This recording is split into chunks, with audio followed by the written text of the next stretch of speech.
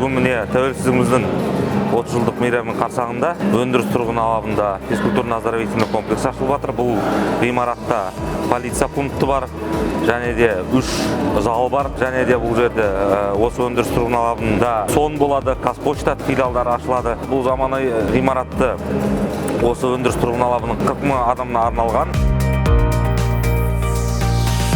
Бүгінгі қазақ күресінен байқоңыр барысы ашық турнирінің ашылу салтанатына келіп отырсыздар. Бұл қазақ күресінен жалпы елімізден, республикамыздан 23-ке жуық спортшы келіп қатысып отыр.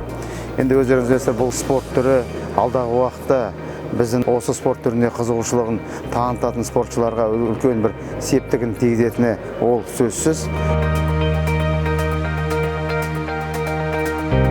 Қазіргі жарысқа өте мықты балуандар жүр.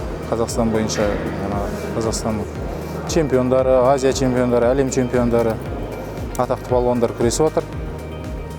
Қазір енді кім мықтынысы осы кілемнің үстінде анықтаймыз.